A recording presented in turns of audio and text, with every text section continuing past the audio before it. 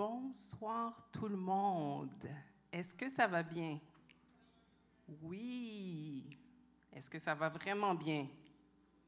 Oui. All right. On aimerait vous souhaiter la bienvenue à la conférence Triompher par la diligence, donc qui est emmenée par le ministère de la Relance. Le but du ministère de la Relance, c'est d'équiper les croyants, les chrétiens, à triompher dans les finances, à bien gérer, à avoir une bonne gestion de leurs finances. Donc, on est à la 3e édition. Pour ceux qui ont peut-être assisté dans le passé, nous avions eu la première édition en 2019, la 2e en 2021, et nous voici cette année 2023 avec cette édition Triompher par la diligence. Donc, on va aborder différents sujets.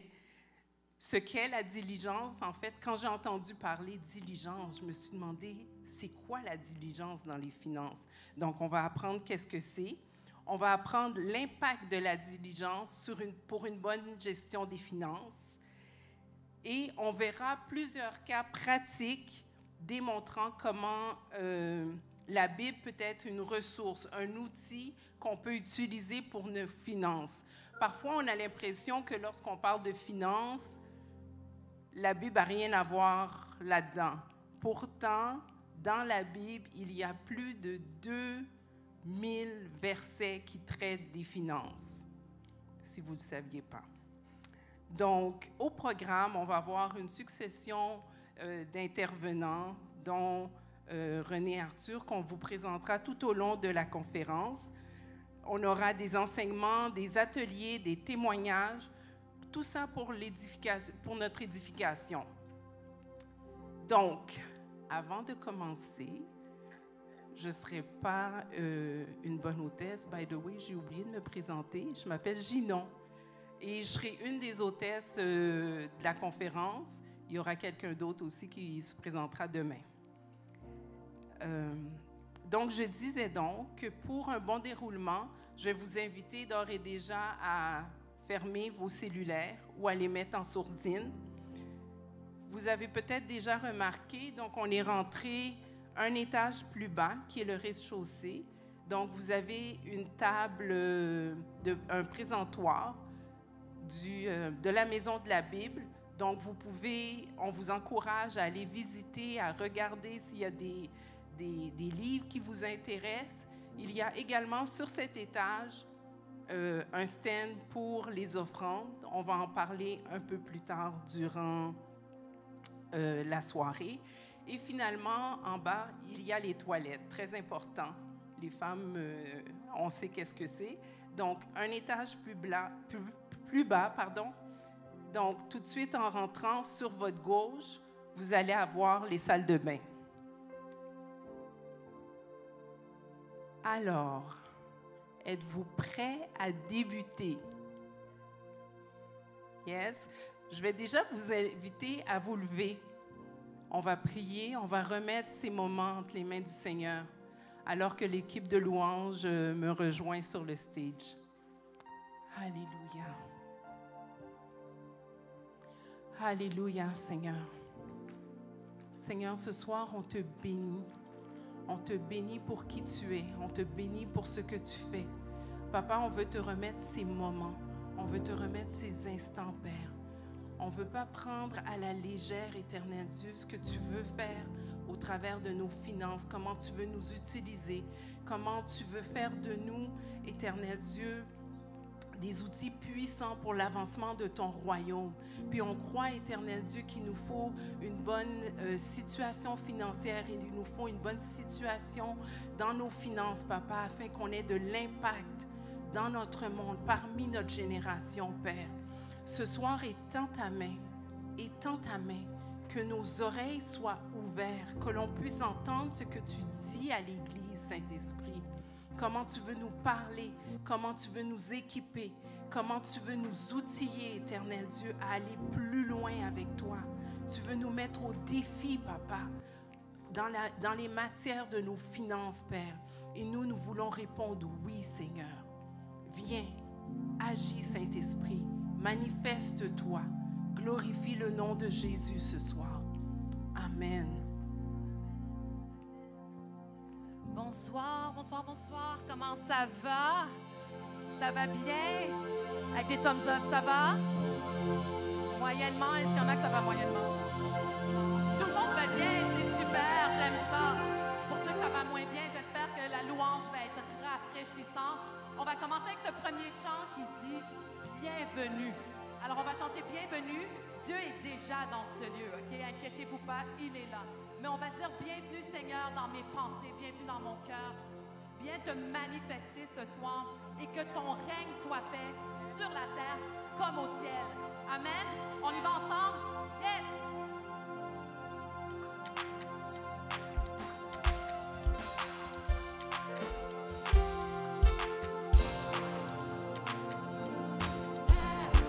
Ton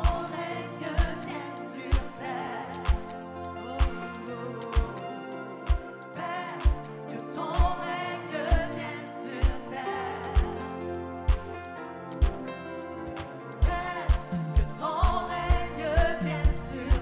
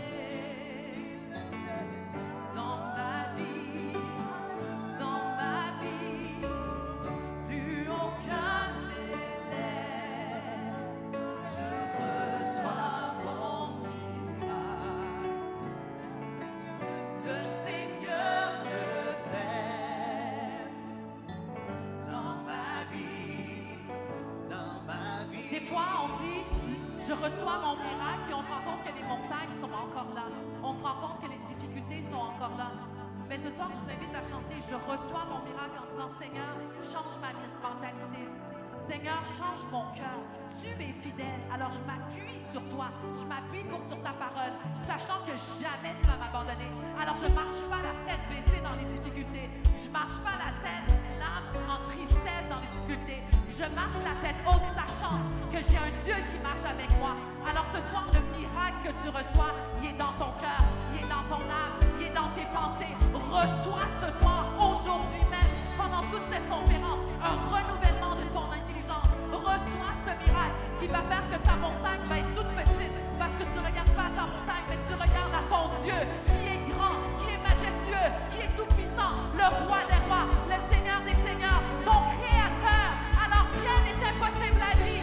Alors tu vas chanter ce soir de tout ton cœur, que ton âme puisse l'entendre et que ce miracle puisse commencer à se produire dans ta vie, dans ta famille, partout où que tu vas. Chantons-le ensemble. Plus aucun délai, Seigneur. Je m'abandonne à toi et je te laisse me transformer. Plus aucun délai.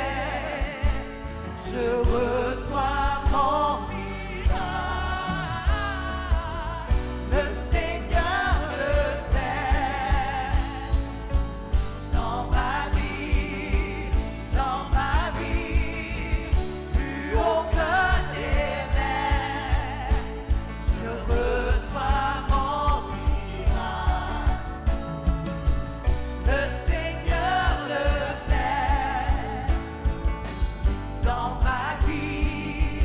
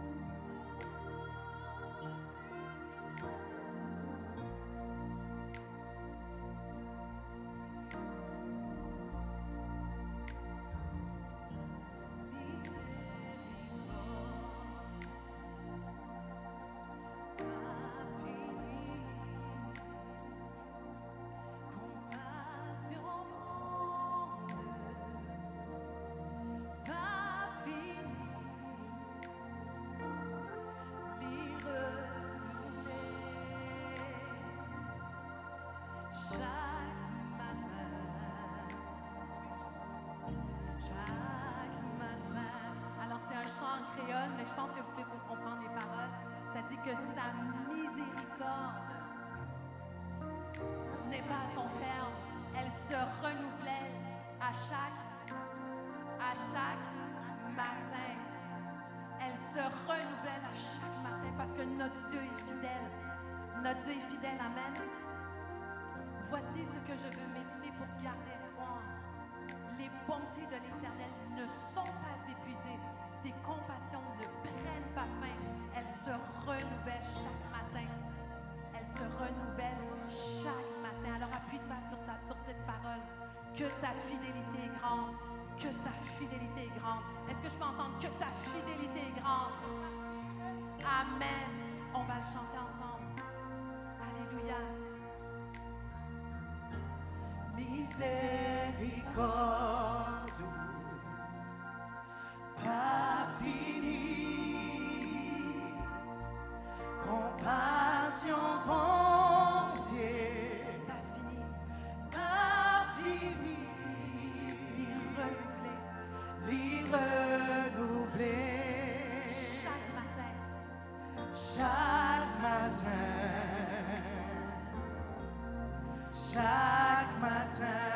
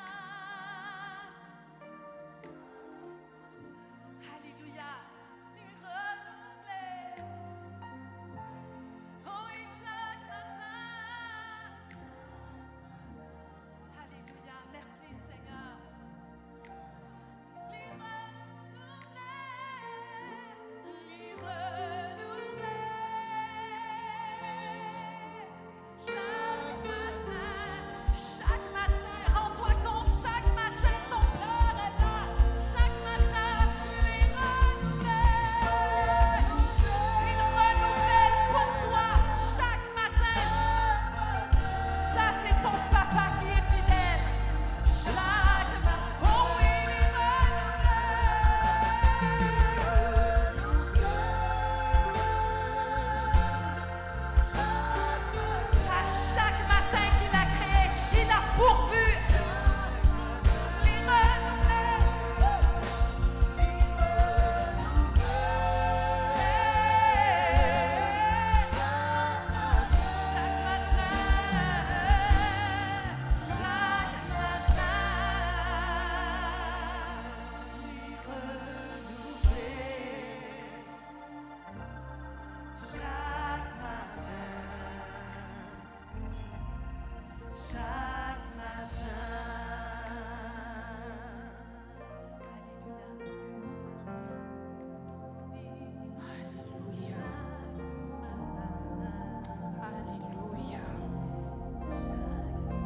Alléluia. N'est-il pas bon d'être dans la présence de Dieu? Merci à l'équipe de louanges pour ces beaux chants qui nous rapprochent du cœur de Dieu. Donc, je vais vous inviter à prendre place alors que je vais vous présenter le premier orateur de la conférence de cette fin de semaine. Donc, René Arthur Vivenagbo est un collaborateur des Assemblées de la Pentecôte du Canada et un professionnel qui travaille dans le domaine de la fiscalité et des finances personnelles. Depuis 2012, il offre des consultations financières aux particuliers afin de les aider à mieux gérer leurs finances et à atteindre leurs objectifs financiers. Son approche avec les clients est basée sur des principes bibliques éprouvés. Depuis plusieurs années, René Arthur anime des conférences, des séminaires, ainsi que des ateliers dans des contextes variés, donc que ce soit à l'église ou dans des conférences comme vous assistez ce soir. Il est marié, père de 2 enfants, et il est également l'un des pasteurs de l'église Le Carrefour des Nations à Québec. Et il est le fondateur du ministère La Relance. Donc, je vais vous inviter à vous joindre à moi pour accueillir René Arthur Vivenagbo.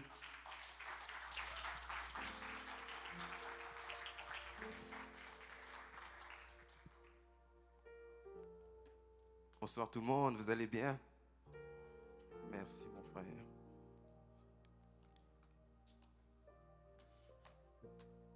Vous allez bien. Je suis content de vous voir. Merci à cette belle équipe de louanges. Merci d'avoir permis que nous puissions préparer nos cœurs. Merci à vous qui êtes présents, qui avez bravé les aléas du stationnement. Il y en a encore qui sont en train de chercher. C'est tout un enjeu, hein? Mais par la grâce de Dieu, vous êtes là. Et oui, mon nom est René Arthur, je suis le fondateur du ministère La Relance. Et vous savez, plusieurs peuvent se poser la question de savoir pourquoi ce ministère. Et ce ministère existe quelque part parce qu'il y a une histoire derrière. Mon histoire, d'abord, par les moments difficiles que j'ai pu passer. L'histoire ensuite de ma famille, parce qu'après cela, je me suis marié. Et il y a toute une histoire. Et au travers de ces temps, vous allez découvrir aussi des témoignages de comment Dieu agit dans ce domaine-là pour nous des finances. Et ce soir, j'ai la grâce d'être le premier des orateurs et tout. Et demain, je pense qu'on va être à peu près 4 qui vont se succéder. Vous allez entendre des témoignages, vous allez entendre, il y aura de l'enseignement, il y aura un atelier aussi sur la dette, sur la gestion de la dette dans ce contexte inflationniste. Bref, il y en aura pour tout le monde. Et je crois que à la fin de cette conférence, vous serez enrichis dans le sens, non pas monétairement, mais enrichis en connaissances, enrichis dans la façon de pouvoir justement faire bouger les choses dans ce domaine qu'est les finances. C'est sûr que durant la conférence, mon but n'est pas de venir avec les 10 points pour être riche. Ce n'est pas vraiment ça le but. Mais par contre, si vous voulez un changement de mentalité qui va faire en sorte que dans ce domaine-là, les choses puissent évoluer dans vos vies, alors vous êtes au bon endroit. Et comme je dis, derrière ce ministère, c'est toute une histoire pour nous, une histoire de famille, on peut dire. Et pour faire court, pour introduire qui je suis, je vais simplement vous raconter ce bref témoignage. Il y a plusieurs années, ça remonte à 15-17 ans à peu près, j'ai fait des choix dans ma vie, qui m'ont amené dans des situations vraiment complexes et compliquées. Et ces choix ont mené à un endettement. Ces choix ont mené même, à un moment donné, j'ai dû même laisser mon appartement parce que je n'étais plus capable. Il y avait eu une expulsion de mon appartement parce que je n'étais même plus capable de payer ce logement-là. Et j'ai gardé ça pendant quand même quelques temps, quelques années. Et à un moment donné, j'ai rencontré celle qui va devenir mon épouse, Denise. Et puis, par la suite, par vraiment une grâce de Dieu, un concours de circonstances, les choses ont évolué, les choses ont changé. Vous allez voir au travers de cette conférence, vous allez voir aussi comment les choses ont évolué dans ce sens. Et finalement, j'ai été libéré de ce fardeau de la dette. Et aujourd'hui, ce n'est plus un fardeau pour moi, cette dette-là. Et dans cette épreuve dans laquelle je me suis mise, parce que j'ai usé de mauvais jugements à l'époque, j'ai découvert une chose, que dans la Bible, il y avait des conseils, il y avait une certaine sagesse qui permettait de pouvoir gérer ses finances de façon la plus adéquate, de façon intelligente. Et vous savez, j'ai travaillé dans le domaine des finances, dans une institution financière à un moment donné. J'ai vu les pratiques des institutions financières, j'ai vu les conseils, je travaillais au conseil, tout ça. Donc, je connais quand même bien ce domaine-là. Mais j'ai réalisé qu'au-delà de cela, la Bible avait une plus grande sagesse. Et c'est pour cela que, pour moi, lorsqu'on vient au domaine des finances, comme dans bien d'autres domaines de la vie, la Bible a une autorité. Parce qu'elle peut nous enseigner, parce qu'elle peut nous instruire, parce qu'elle peut nous amener à penser vraiment d'une façon parfois qui est contraire à ce que notre environnement, le monde peut nous amener à penser.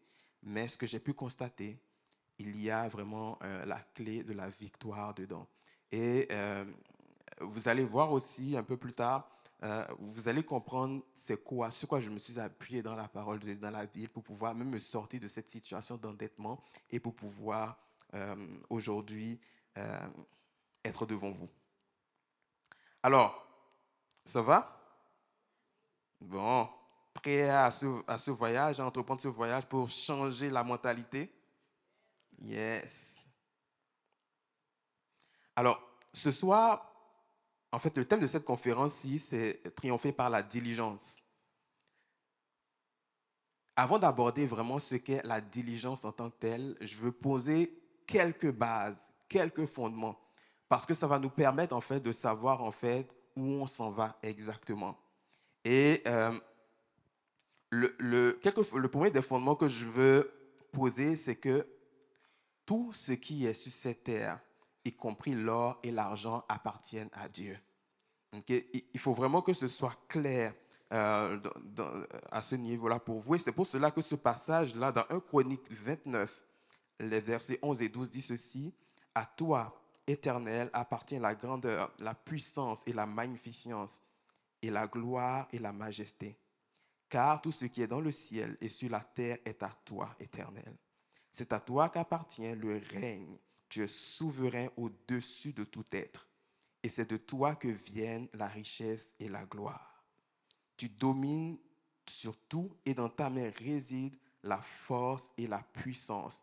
Tu détiens le pouvoir d'élever qui tu veux et de le rendre fort. » Et tout. Donc, on voit dans ce passage-là comment tout appartient à Dieu. Et dans Agé, dans le livre d'Agé, le chapitre 2, le verset 8, c'est écrit ceci: « C'est à moi qu'appartient tout l'argent et tout l'or. » Vous savez, il est important d'accepter ces vérités-là parce que vous allez voir, lorsque nous acceptons ces vérités-là, la façon dont nous avons de gérer les ressources qui sont mises à notre disposition est totalement différente. Et ça apporte un bénéfice qui est beaucoup plus élevé que si on n'intègre pas ces vérités-là. Et donc, la première des vérités, le premier postulat ce soir, c'est vraiment de réaliser que tout appartient à Dieu. Parce que alors qu'on le réalise, nos perspectives, elles changent. Ensuite, il faut comprendre que ces ressources-là qui appartiennent à Dieu, Dieu nous les met à disposition. OK? Il les met à disposition de différentes façons. Ça peut être par l'emploi que nous avons, ça peut être par l'entreprise que nous possédons, ça peut être parce que ces ressources viennent à nous, parce qu'on nous les a données, peu importe la façon, mais ces ressources sont mises à notre disposition par Dieu. Et ce que Dieu attend de nous, c'est que nous puissions gérer ces ressources et en être de fidèles intendants. Okay?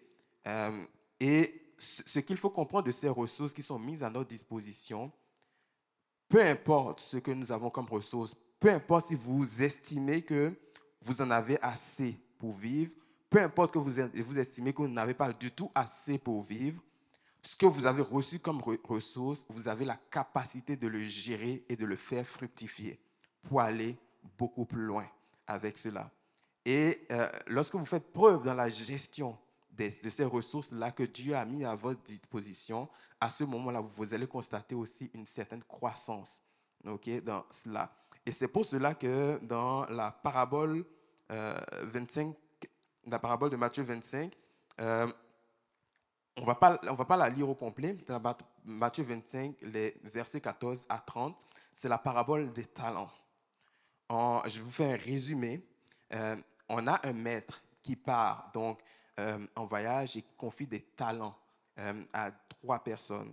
Il en confie 1 à une personne, 2 à une autre et 5 à une autre. Il se fait que ceux qui ont reçu 2 et 5 talents vont les faire fructifier et vont en rapporter plus.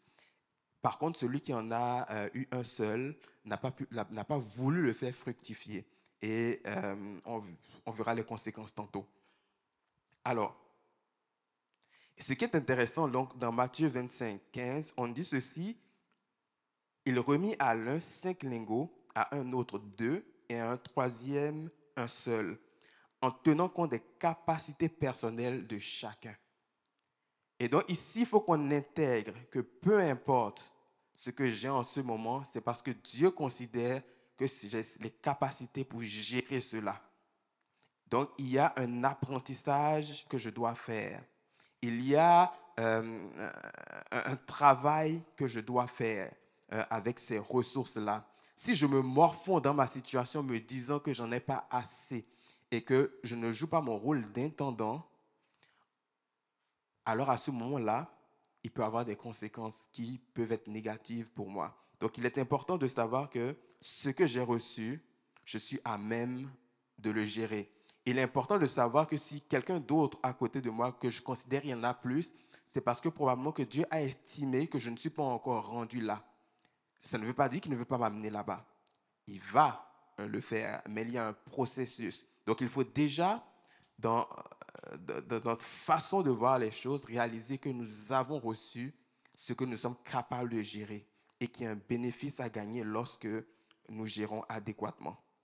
Alors, lorsqu'on continue dans les versets 21 et 23 de Matthieu 25, le maître va dire, notamment à ceux qui ont reçu 5 et 2 lingots, il va leur dire ceci, qui ont fait fructifier cela, il va leur dire: très bien, dit le maître, tu es un bon serviteur en qui l'on peut avoir confiance.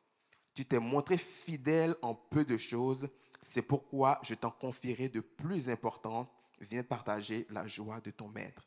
C'est pourquoi je t'en confierai de plus importantes, parce que tu as été fidèle.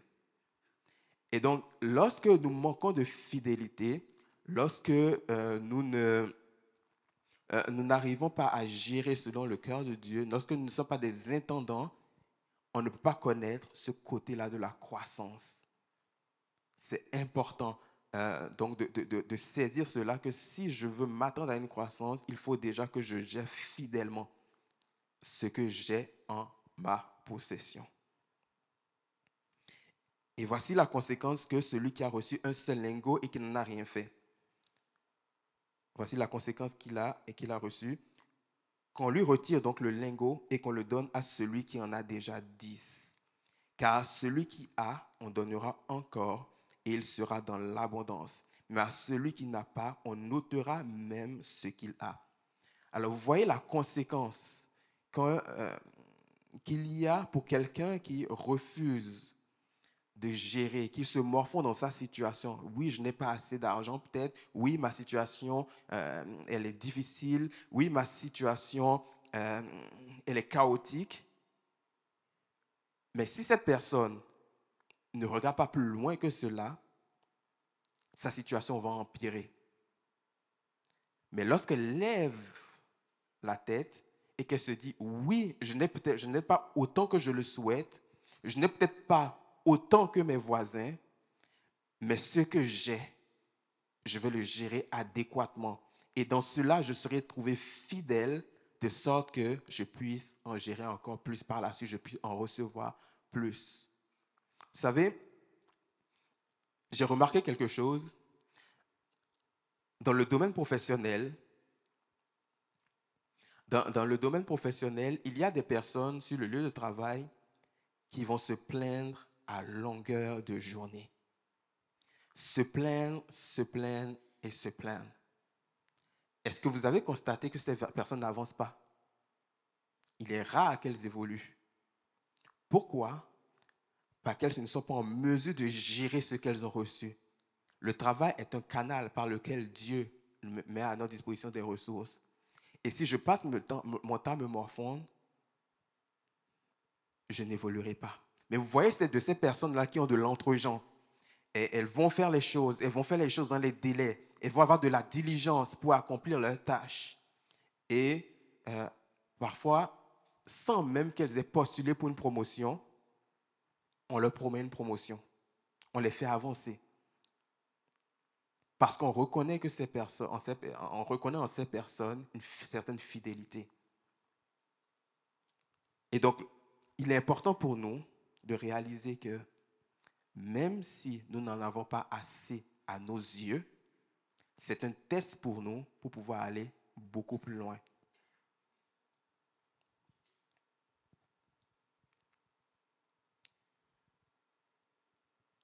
Dieu fait de nous des intendants des ressources qu'il met à notre disposition et il s'attend à ce que nous usions de diligence. Il s'attend à ce que nous fassions notre part pour avoir un résultat. Alors, la troisième chose pour laquelle on va poser un postulat, c'est que Dieu fait toutes choses pour un but. Dieu fait toutes choses pour un but. Ça, on le retrouve dans Proverbe 16, 4. Et donc, il est important pour nous de chercher à comprendre le but de Dieu. Il est important de chercher à savoir comment agir pour mieux gérer les ressources qui sont mises à notre disposition. Lorsqu'on ne prend pas conscience que Dieu a un but, alors on manque beaucoup de choses. Il y a un passage dans 2 Colossiens, le livre des Colossiens au chapitre 2, les versets 10, où il est dit ceci, ce que nous sommes, nous le devons à Dieu. Il nous a recréés en Christ pour nous faire accomplir dans la communion avec lui les bonnes actions qu'il a préparées depuis longtemps pour nous. Voilà la vie conforme à la volonté de Dieu, celle pour laquelle il a tout arrangé d'avance.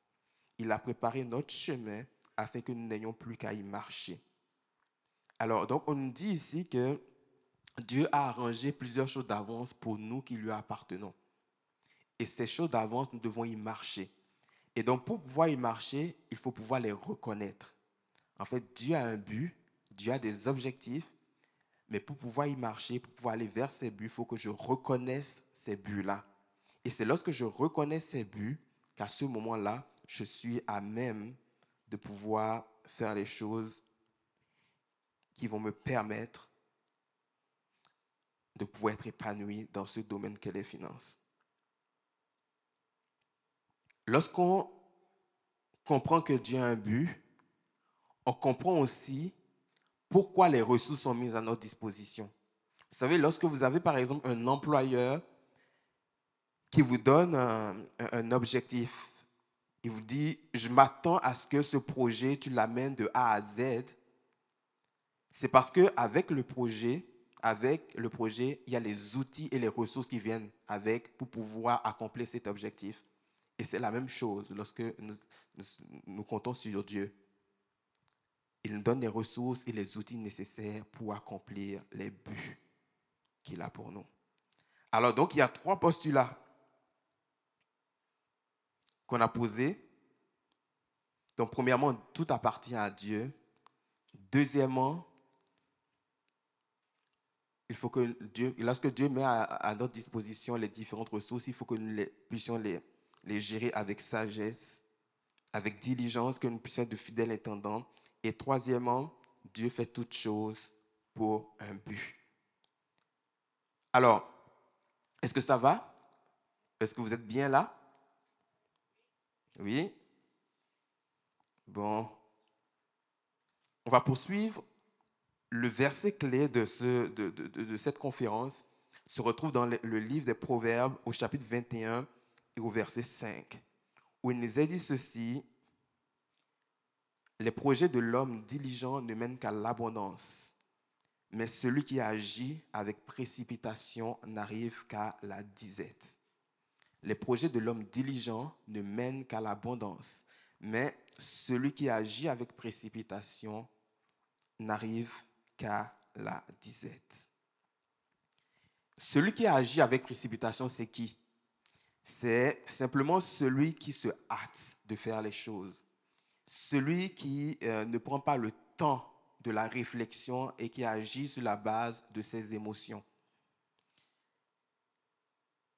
Une personne qui agit sur la base de ses émotions, qui ne prend pas le temps de la réflexion, en fait, elle ne réalise pas quelles sont ses capacités, elle ne réalise pas quelles sont ses ressources actuelles, et elle se lance dans quelque chose qui n'est pas à sa portée. Et dans ce passage, la Bible nous fait une mise en garde intéressante. On nous dit ici que celui qui agit avec précipitation, il court vers le manque, comme il est dans une version, ou alors il n'arrive qu'à la disette. Ça veut dire quoi? Que celui qui agit avec précipitation, arriver, ça veut dire, ou courir vers, ça veut dire tout simplement qu'il y a un processus. Ce n'est pas parce que la première fois que j'ai agi avec précipitation, qui n'a pas eu de conséquences, que ça veut dire que je suis sur le bon chemin. Mais je vais multiplier les façons d'agir avec avec précipitation, de sorte qu'un jour, alors que je vais ouvrir les yeux, je vais réaliser que ça a été une succession de mauvaises décisions qui m'ont amené dans une situation particulière. Donc parfois, on peut prendre une mauvaise décision, mais se satisfaire parce que tout est OK, tout semble OK. Mais sauf que alors que nous nous satisfaisons, alors qu'on se conforte dedans, on est enclin à poser d'autres mauvaises décisions, de prendre d'autres mauvaises décisions. Et ça fait boule de neige. Et au fur et à mesure que les mauvaises décisions se succèdent, à un moment, nous arrivons à la pauvreté. À un moment, nous arrivons au manque. À un moment, nous arrivons à la disette. Et lorsqu'on parle de pauvreté, ne voyez pas la personne qui mendie. C'est beaucoup plus large. La personne qui mendie est dans une forme extrême de la pauvreté. Mais la pauvreté, ça peut être le fait que j'ai ma maison, mais je ne suis même pas capable de payer mon épicerie. Et pour cela, j'utilise ma carte de crédit. Si j'utilise ma carte de crédit, ça veut dire qu'en réalité, je n'ai pas les sommes nécessaires pour me payer mon épicerie. Oui, je suis chez moi, dans une maison qui m'appartient peut-être, mais je n'ai pas été en mesure de payer l'épicerie qui est un besoin de base. Donc, il y a quelque part une certaine pauvreté qui est là. Donc, ne voyez pas la pauvreté extrême lorsqu'on parle de pauvreté ou de manque.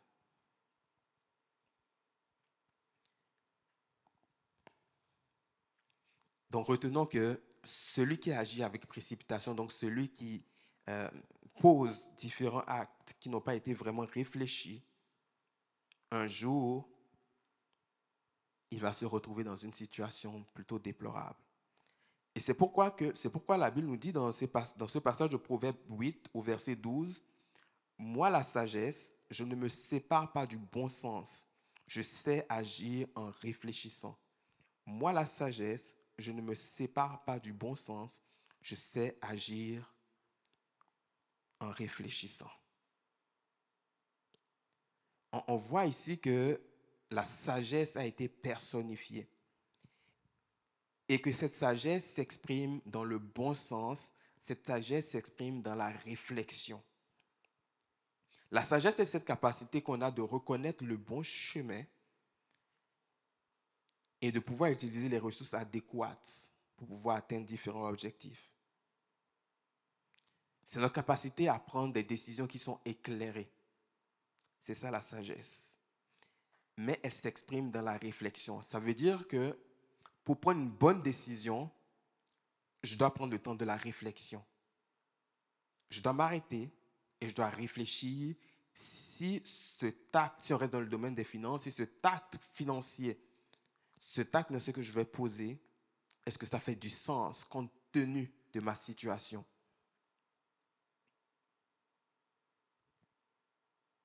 Est-ce que ça fait du sens? Ça prend ce temps de réflexion. Et lorsqu'on parle de réfléchir pour prendre une décision, c'est certain que le temps de réflexion va varier selon l'ampleur de ce qu'on cherche à faire.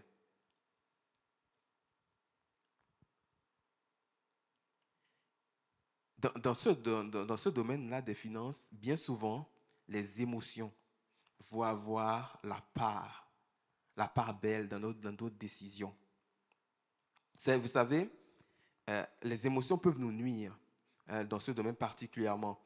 Et dans l'environnement dans lequel on évolue, on a tellement d'offres sur le marché, il y a tellement de choses qui nous font croire que tout est à notre portée. Et parfois, on s'y précipite sans vraiment se rendre compte que on est dans une situation qui n'est pas adéquate pour nous et qui peut nous faire tomber dans un piège.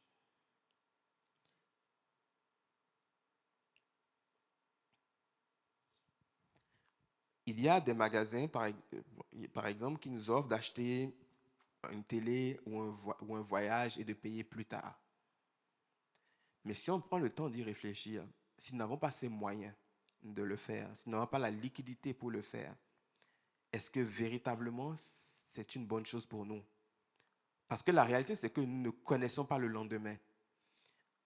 On présume que le lendemain, dans les jours à venir, les semaines, les mois à venir, il y aura assez de liquidité pour pouvoir couvrir la dépense qui a été faite sur la carte de crédit. Mais qu'est-ce qu'on en sait véritablement? Et demain, si je perdais mon emploi? Et demain, s'il y avait une situation urgente qui faisait en sorte que la liquidité sur laquelle je comptais sert à cette urgence? Et demain, si, par exemple, ma famille s'agrandit?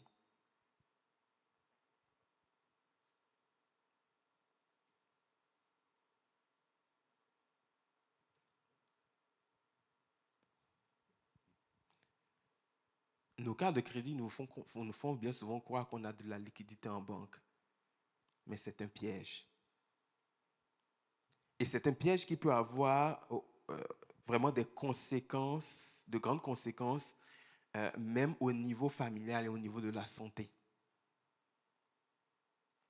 Il y a un stress que cela amène.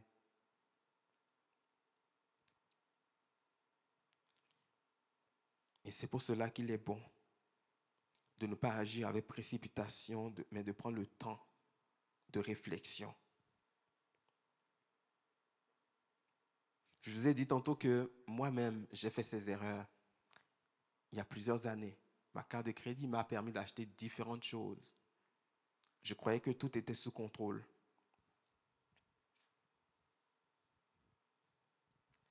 Mais il y a une chose que j'ai constatée, c'est que après la jouissance temporaire, les problèmes arrivent. La pauvreté gagne du terrain.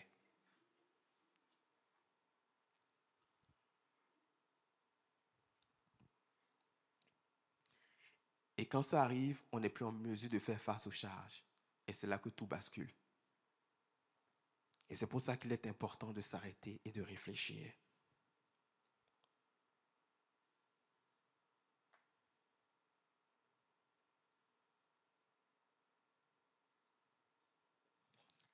Dans ces temps aussi où c'était difficile pour moi, je n'avais pas le goût d'en parler. En fait, il y avait une forme d'orgueil en moi qui faisait en sorte que je ne souhaitais pas partager ça, me disant que de toute façon, je contrôle tout. Ça a été une erreur. Pourquoi? Parce que je vous ai le voir pourquoi ça a été une erreur. Alors, si vous vous retrouvez dans une telle situation, moi, je vous encourage à exprimer ça, parler avec les bonnes personnes pour pouvoir poser les bons diagnostics et pour pouvoir avoir les solutions adéquates.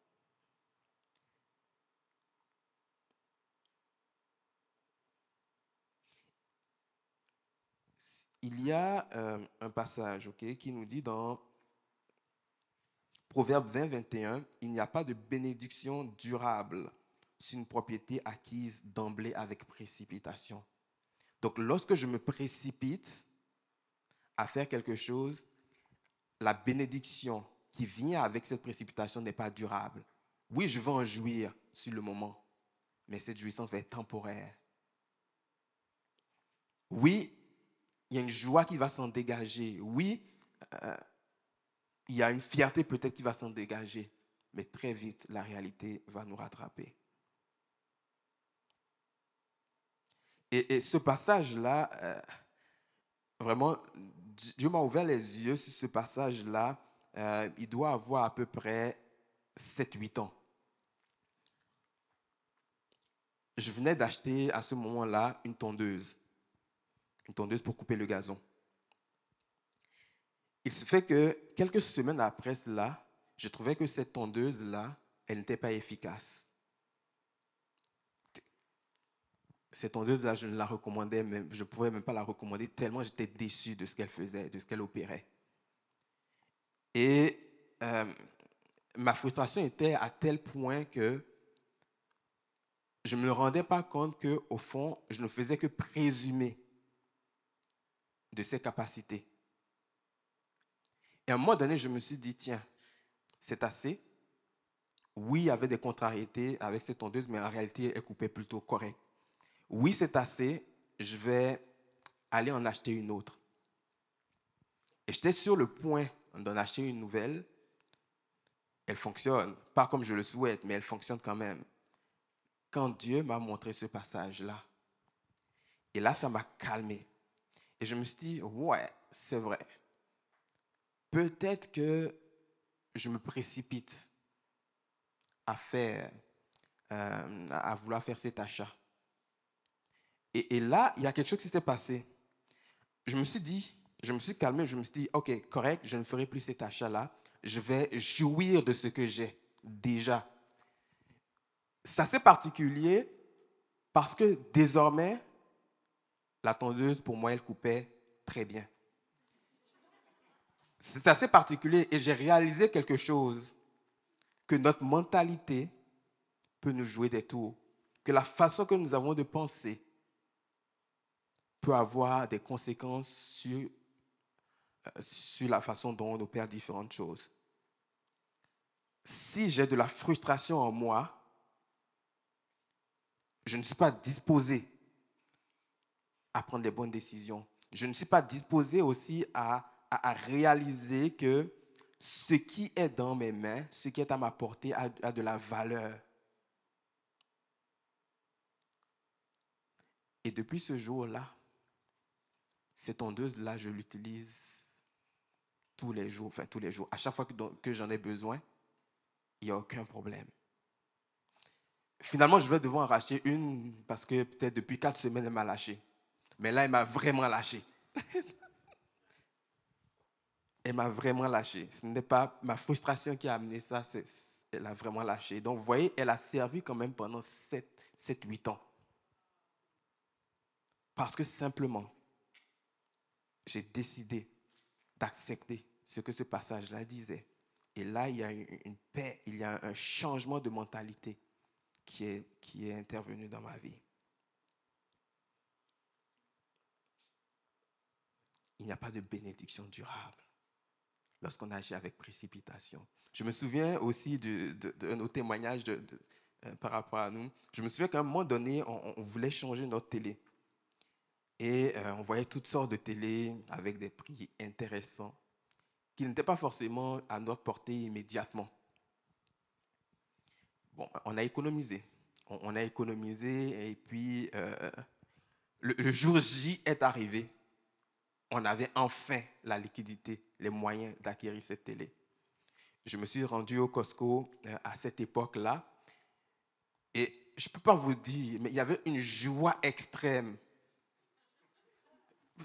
Une joie extrême parce que, ouais, la télé, je l'achète cash. Et il y avait une joie extrême. Et donc, la bénédiction était durable. Je pouvais partir avec cette télé chez moi, la poser chez moi. Avec ma famille, on pouvait la regarder.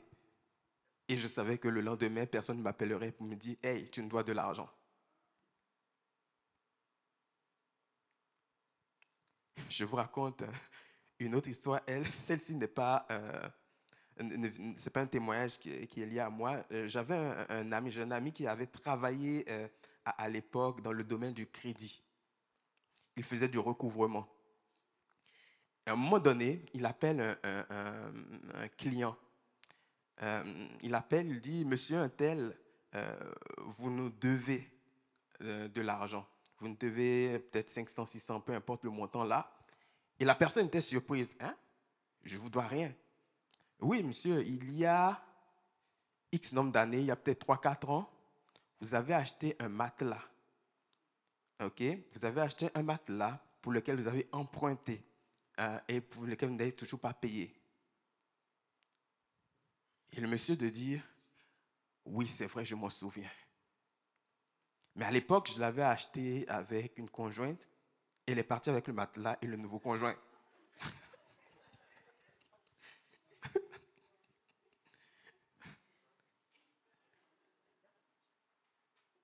S'il avait acheté cash à l'époque le matelas, est-ce qu'on courrait après lui aujourd'hui? Dans ces temps-là, non. Il a fait quelque chose avec précipitation, de sorte que la bénédiction n'a pas été durable pour lui.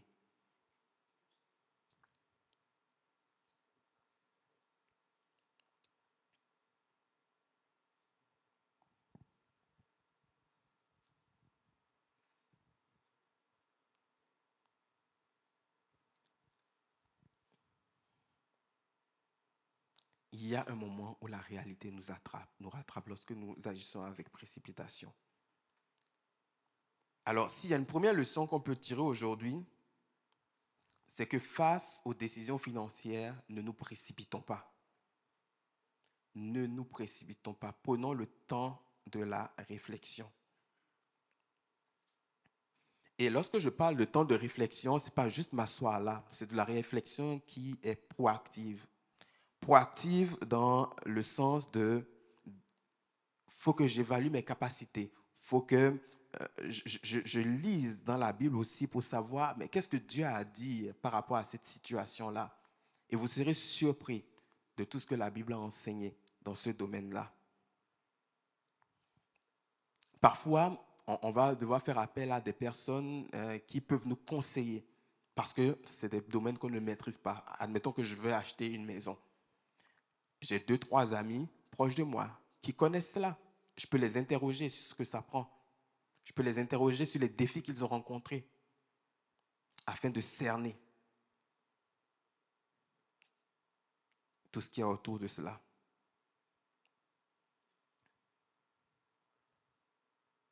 Alors, important d'entreprendre cette réflexion et de ne pas agir avec précipitation. Maintenant, qu'est-ce que ça veut dire être diligent? Lorsqu'on regarde dans ce mot dans la Bible, il vient de l'hébreu. Ça veut dire tranchant, aiguisé, diligent. Okay? Et lorsqu'on parle de quelque chose qui est tranchant, qui est aiguisé, en fait, ça veut dire que la chose en question est propre à son utilisation, qu'on est capable de l'utiliser et elle fait bien la job, si on peut dire. Et lorsqu'on parle d'une personne qui est tranchante, on va parler d'une personne qui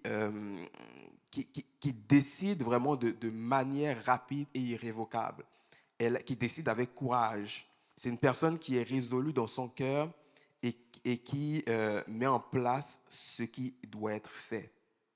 Donc, quelqu'un qui est tranchant, c'est quelqu'un, lorsqu'il a décidé quelque chose, il y va, et puis voilà. Mais une personne tranchante est une personne aussi également qui a eu ce temps de réflexion-là. Il faut comprendre que la diligence va mettre l'accent sur ce qui est à faire. Okay? Elle met l'accent sur ce qui est à faire. Pour le diligent, les choses, il faut qu'elles avancent promptement. Et lorsqu'on parle de promptitude, on ne parle pas de précipitation. Ce n'est pas la même chose. Il faut qu'elles avancent promptement les choses. Donc, ça veut dire qu'il ne peut pas avoir de délai dans l'exécution de quelque chose. Lorsqu'on a décidé de quelque chose, on reconnaît qu'il y a un certain timing et un momentum, et alors on agit. Et le diligent comprend qu'il y a un temps opportun, donc, pour toute chose. Le diligent sait par exemple que aller acheter une eau tondeuse alors qu'il y en a une qui ne marche, ce n'est pas le temps opportun. Et c'est ce que l'Ecclésiaste nous dit dans Ecclésiaste 3.1, il y a un temps pour tout et un moment pour toute chose sous le soleil. Et j'aime dans la Bible juive, ce même verset est écrit de cette façon et j'aime beaucoup. Il y a un temps pour tout et un moment convenable pour chaque intention sous les cieux. Et un moment convenable pour chaque intention sous les cieux. Donc, chaque décision que je veux prendre, chaque intention que j'ai, il y a un moment propice pour le faire.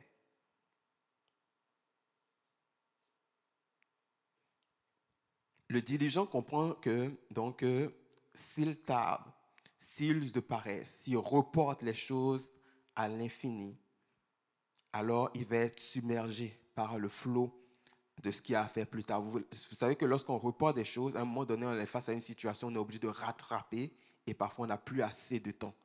Et dans le domaine des finances, ça peut faire mal lorsqu'on se retrouve dans une telle situation. Un diligent donc va agir avec promptitude parce qu'il sait qu'il ne faut pas qu'il manque le but. Et au regard de cela, on comprend donc que la personne qui est diligente, c'est une personne qui est préparée. C'est une personne qui a rassemblé les informations nécessaires pour prendre sa décision. C'est une personne qui a également une vision claire des choses. Elle sait où elle s'en va et elle a un plan pour atteindre les objectifs. Une personne qui est diligente, elle sait que l'improvisation n'est pas bonne conseillère. Il sait que la préparation a une importance capitale.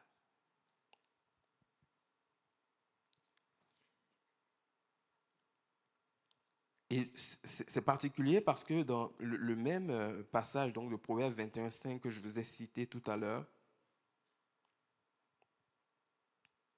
que les projets de l'homme diligent ne mènent qu'à l'abondance, lorsqu'on le lit dans la Bible, version français courant, voici comment cela est dit.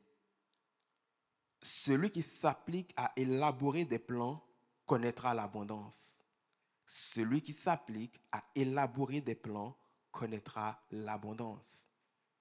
Et donc, le diligent, c'est quelqu'un qui élabore des plans. C'est quelqu'un qui a pris le temps nécessaire pour se dire, je suis ici dans cette situation, voilà l'objectif que j'ai atteint, alors en fonction des ressources que j'ai, j'établis maintenant le plan qui me permet d'aller justement vers cet objectif. Celui qui s'applique à élaborer des plans connaîtra l'abondance.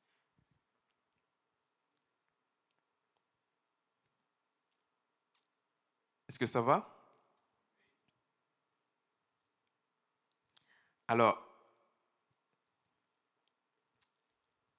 la question maintenant qu'on peut se poser, mais c'est quoi les caractéristiques d'une personne diligente? C'est quoi ces facteurs de succès, si je peux dire, entre guillemets? Je vais aborder un seul des facteurs ce soir. Le temps avance, je ne veux pas vous retenir longtemps. Pour ceux qui ne me connaissent pas, je peux prêcher longuement. Mais ce soir, il est tard, donc je ne vais pas prendre toutes mes aises. Premièrement,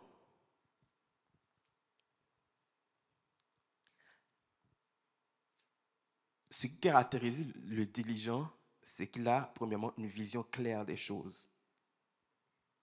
Il a une vision claire.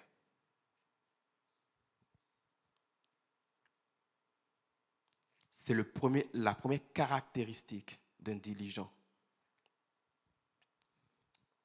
En fait, pourquoi il a une vision claire des choses? C'est parce qu'il reconnaît que sans but, il peut errer. Sans but, il peut prendre des chemins qui ne sont pas appropriés.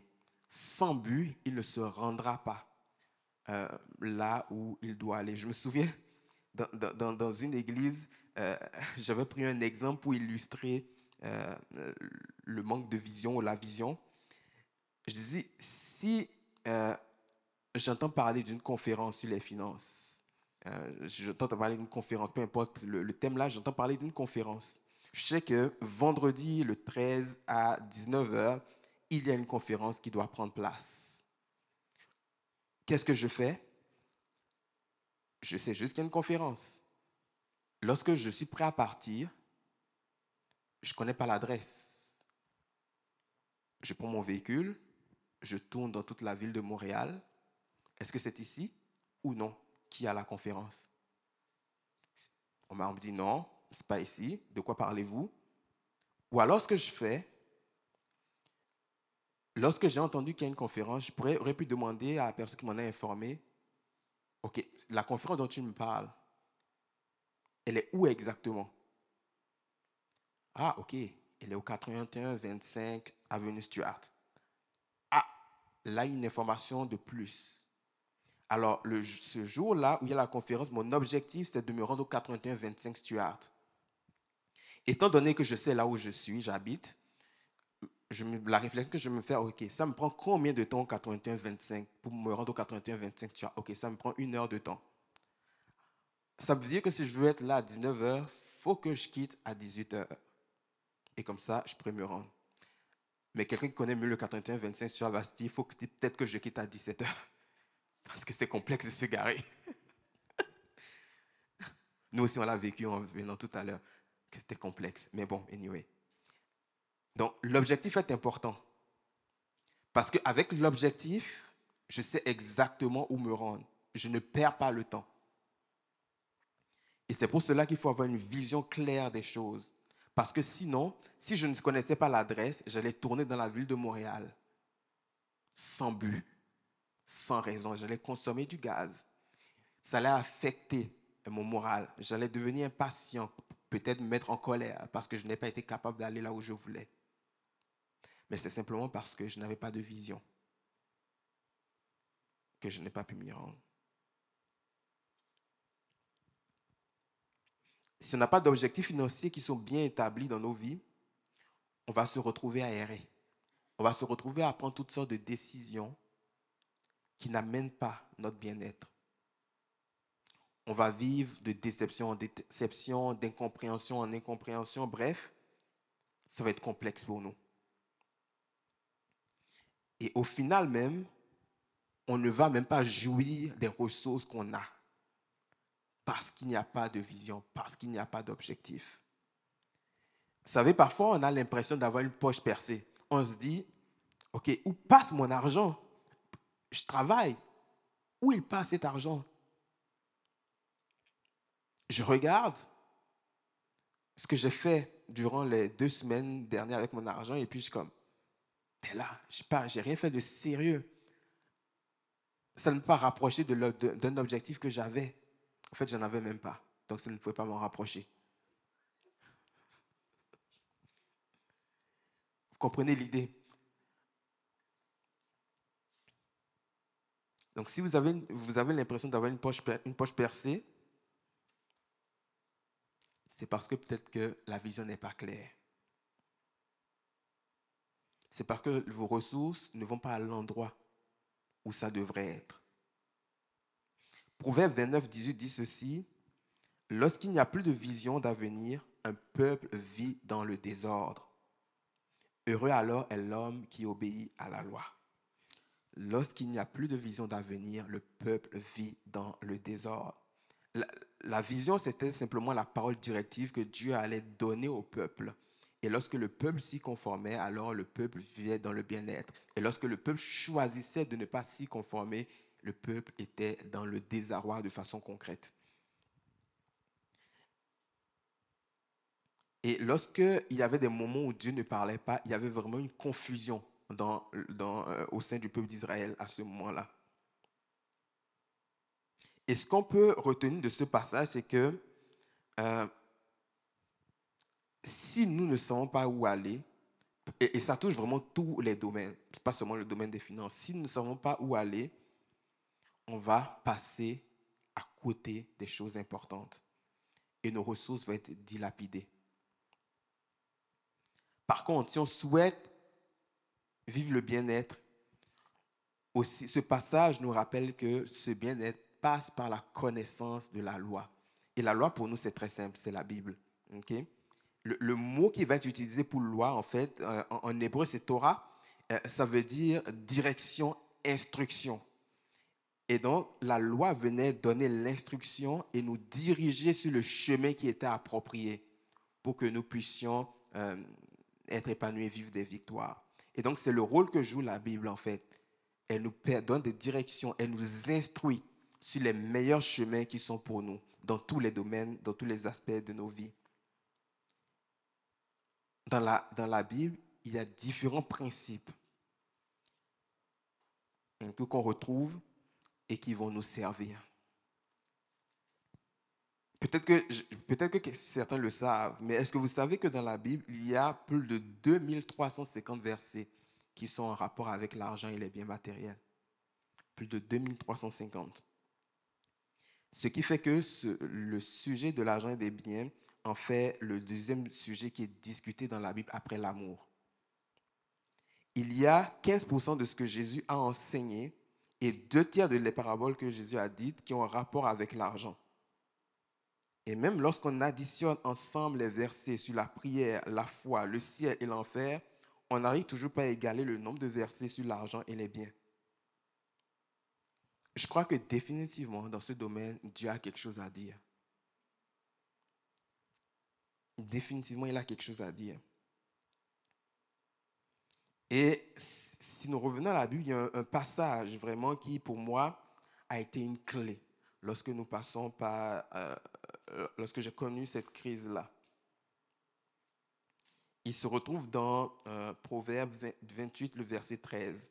On dit ceci, que celui qui cache ses transgressions ne réussira pas, mais on aura compassion de celui qui les reconnaît. Donc, celui qui cache ses transgressions ne réussit pas, mais on a compassion de celui qui les connaît et qui les abandonne, qui les reconnaît et qui les abandonne. Vous savez, j'étais dans une situation tellement difficile que je ne prenais même plus les appels des créanciers. Je devais en avoir peut-être 4 ou 5 créanciers des banques. Je ne prenais même plus leur appel. Et à un moment donné,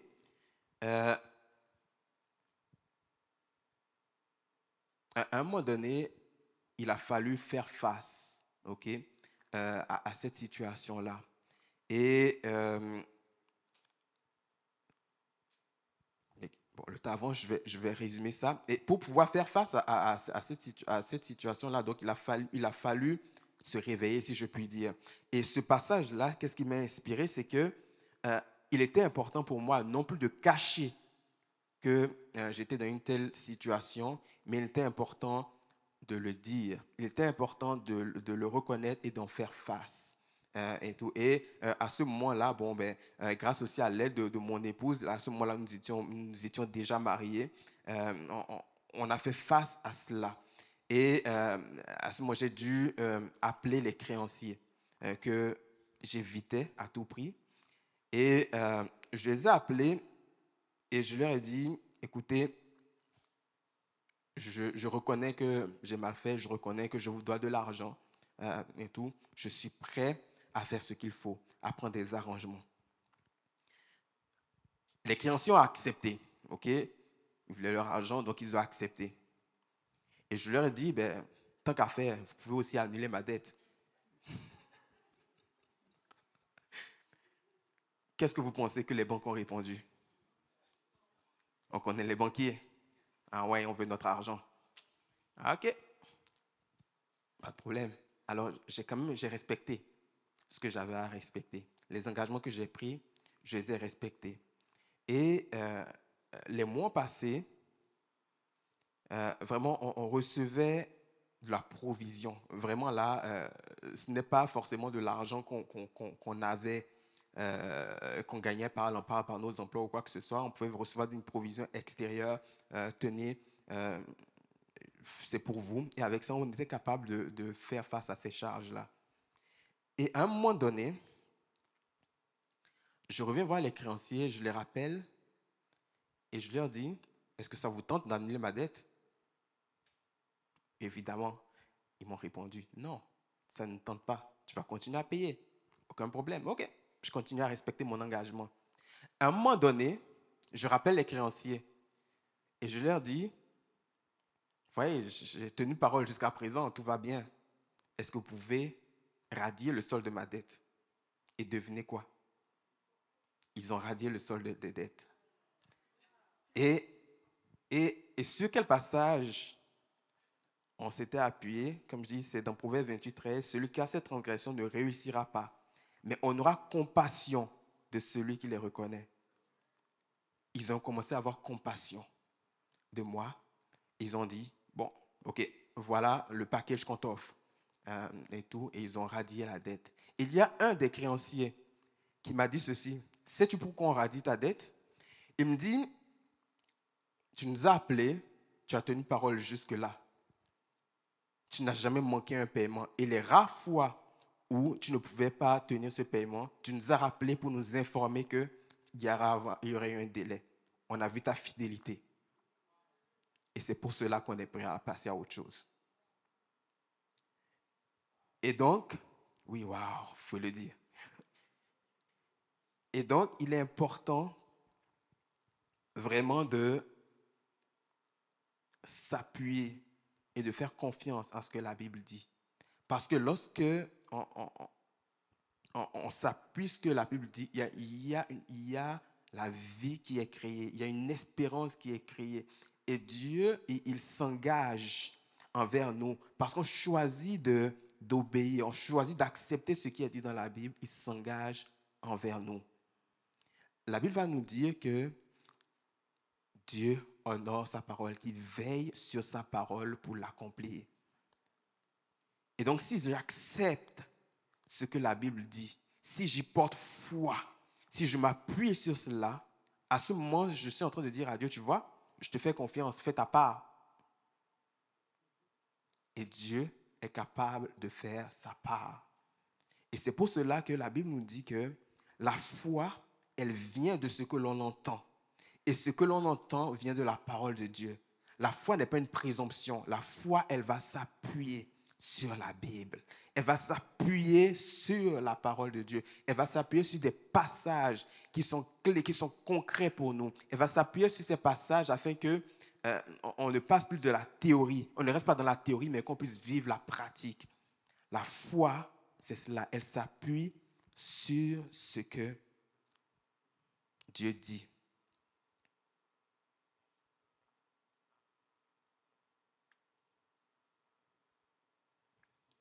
Est-ce que vous voulez encore entendre un témoignage?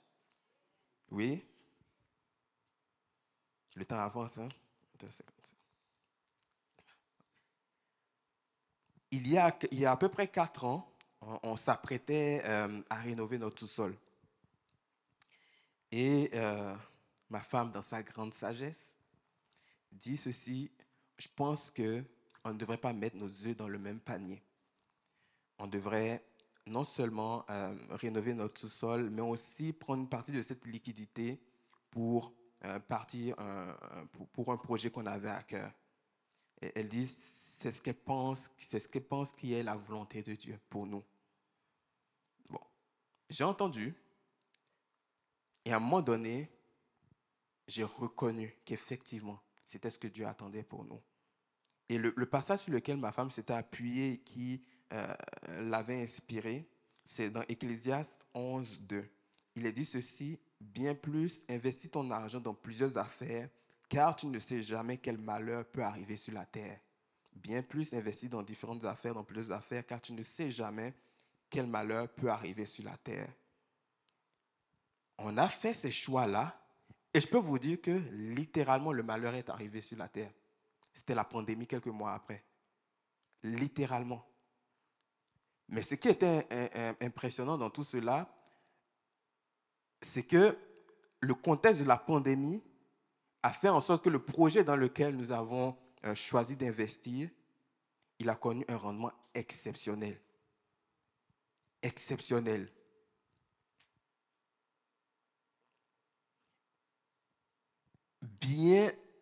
Les résultats qui sont découlés de ce projet étaient vraiment bien au-delà des espérances que nous avions. Et ça, c'était basé sur une parole sur laquelle ma femme s'était appuyée dans la Bible.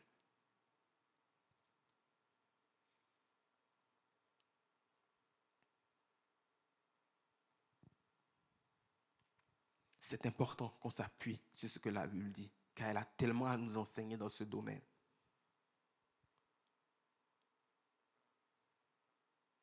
Dieu a un but clair et il veut nous équiper pour cela. OK. Je vais m'arrêter là pour aujourd'hui. Je vais m'arrêter là. Je pense que ça va être assez pour aujourd'hui. Il y a beaucoup d'informations, beaucoup de choses aussi qui ont été communiquées. Je vais vous laisser le temps de digérer tout cela.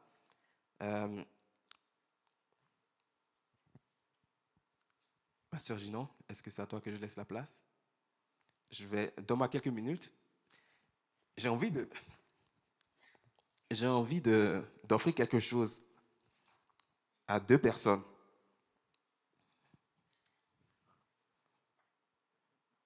Vous savez à qui je vais les offrir? OK, je vois qu'il y en a un qui est taché, je vais vous en donner un autre tantôt. Je vais offrir ça à 2 personnes, les 2 premières personnes qui étaient arrivées en premier. À vous, monsieur. Et puis tout à l'heure, je vous donne une autre version.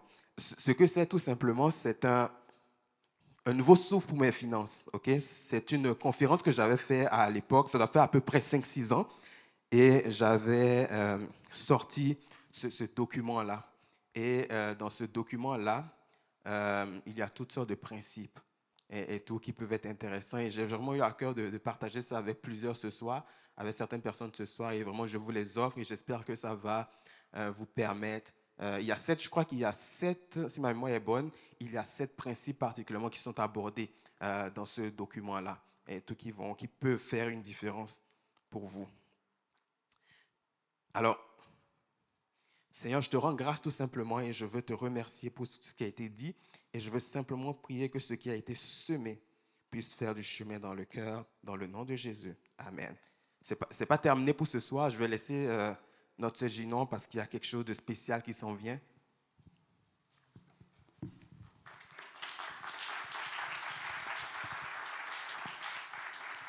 Merci René Arthur, merci pour le conseil que tu nous as apporté ce soir. J'aimerais faire un test pour voir si nos auditeurs ont été attentifs à ce qui a été communiqué ce soir. Donc, René Arthur a parlé de 3 postulants. Le premier, est-ce qu'il y a quelqu'un qui voudrait se lancer?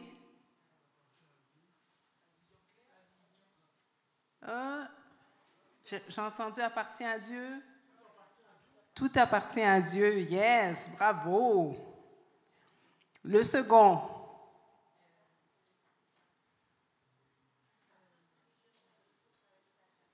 Rapidement, une fois. Monsieur? Qui? Oui? Oui, tout à fait. Nous sommes des intendants, puis il faut gérer les ressources avec sagesse. Et le dernier? Pardon? Oui, bravo, bravo, félicitations. Donc, tu vois que ton auditoire a été très attentif ce soir. Amen, gloire à Dieu. Donc, on en arrive à la période où on vous invite à être des partenaires du ministère avec nous. Donc, c'est un moment, puis avant de penser à donner quoi que ce soit, j'aimerais qu'on puisse sonder nos cœurs pour voir ce que Dieu veut faire à travers ce ministère-là. Et je vais vous expliquer qu'est-ce qui est fait lorsque vous investissez, lorsque vous devenez partenaire de ce ministère, qu'est-ce qui est fait dans l'Église, dans les communautés et au-delà, parce que on fait pas, il n'y a pas juste des conférences qui sont faites, il y a vraiment des rencontres individuelles qui sont organisées avec les gens. Donc, j'y vais. Donc, vous avez l'occasion d'encourager le ministère de la Relance et de soutenir son engagement dans la communauté. La Relance est un ministère de finances personnelles. Nous sommes au service des églises, des communautés. La mission de la Relance est d'enseigner les principes bibliques de la gestion financière et leur application au quotidien, ainsi que de donner une perspective juste sur les finances personnelles. La Relance offre également aux églises la possibilité de s'associer à nos campagnes d'évangélisation. Si vous souhaitez soutenir le ministère, vous pouvez donner alors qu'il y a une jeune fille qui est derrière ou proche de l'entrée, de la sortie. Vous pouvez également donner en arrière par machine Interact via Square. Et vous pouvez également aller directement sur le site du ministère La Relance qui s'intitule ministère-larelance.com. Donc, alors que on prend un temps de recueillement, je vais inviter Sophie et Guillaume qui vont nous interpréter un chant. Puis, sondez vos cœurs, demandez à Dieu, qu'est-ce que tu veux que j'investisse? Sentez-vous libre. Cette conférence est offerte gratuitement. Puis je crois que le Seigneur, alors que vous allez investir, alors que vous allez être des partenaires dans ce ministère, il va vous redonner au centuple.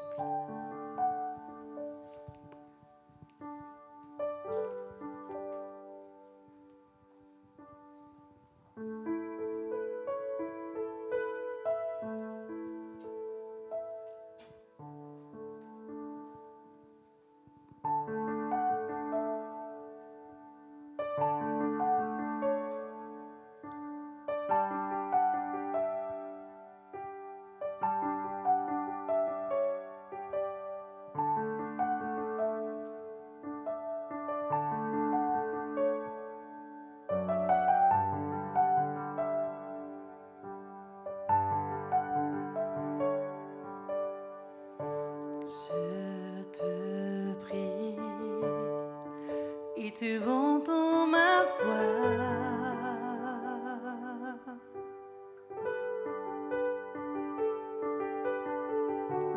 Je fléchis les genoux devant toi.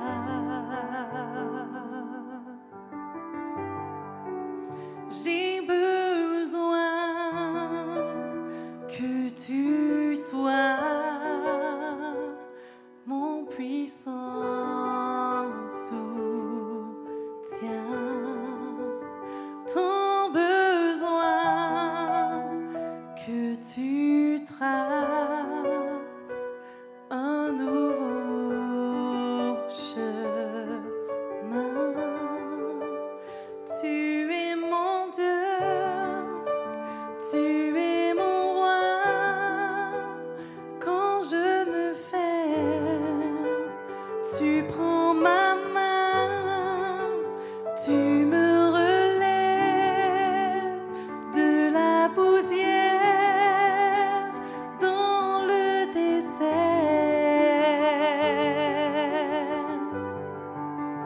Tu me diriges vers ta lumière, Seigneur.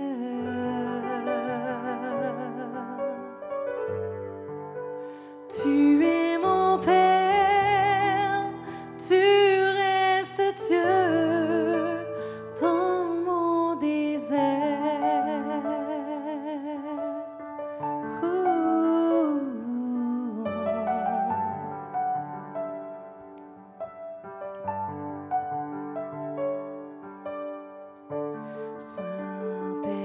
Saint-Esprit, je me tiens devant toi.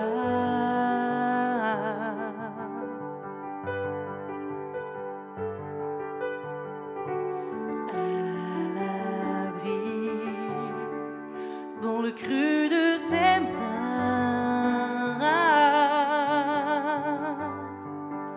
j'ai besoin de ton feu qui me purifie.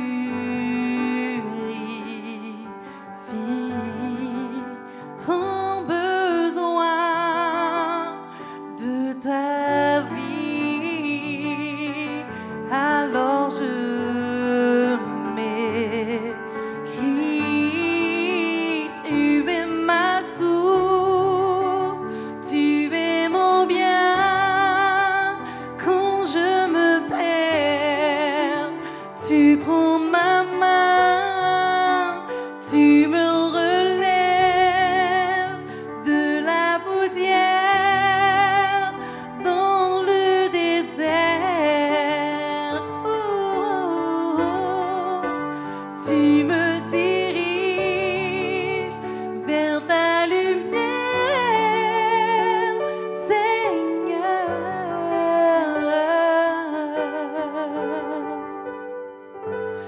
Tu es mon Père, tu restes Dieu dans mon désert.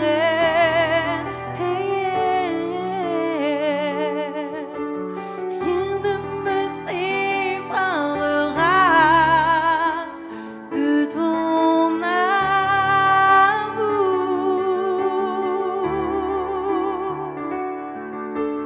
Alpha, Oméga, tu régneras toujours.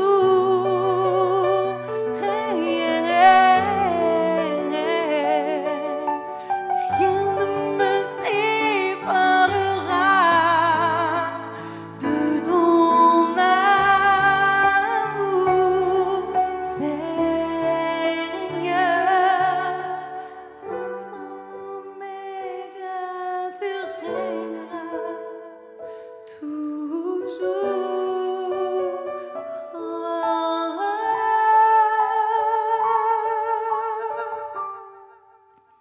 Tu es ma source, tu es mon bien. Quand je me perds, tu prends ma main, tu me relèves de la poussière dans mon désert.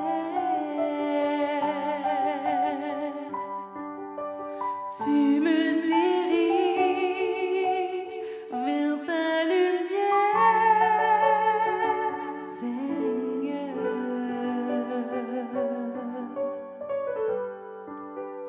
Tu es mon Père, tu restes Dieu dans mon désert.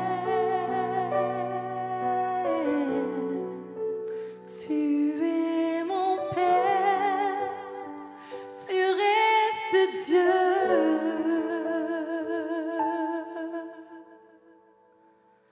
dans mon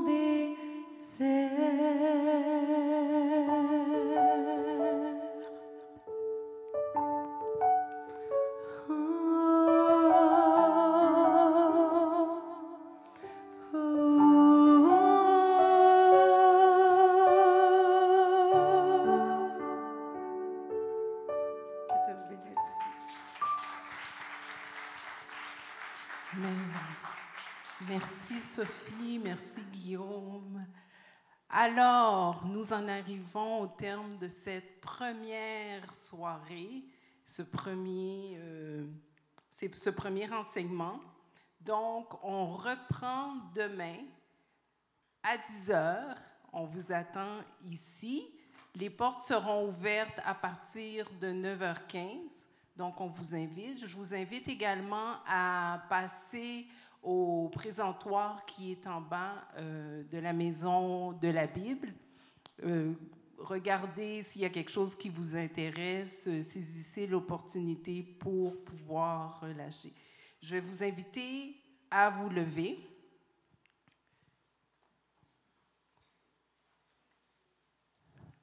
Donc, je vais prier, puis je voulais juste vous mentionner que demain, on aura des ateliers et d'autres sessions d'enseignement ainsi que des témoignages. Donc, manquez pas cette opportunité, continuez à investir dans votre connaissance au niveau des finances. Alléluia. Père Céleste, on te remercie pour ce temps, on te remercie pour ce que tu nous as partagé, ce que tu nous as communiqué, Seigneur Dieu. On ne veut pas être des auditeurs oublieux, mais on veut saisir, Éternel Dieu, ce que tu nous dis, comment devenir diligent, comment triompher, Seigneur Dieu, par la diligence. Ce soir, Éternel Dieu, alors que nous allons rentrer, nous prions pour ta main sur nos vies, ta main de protection, Père.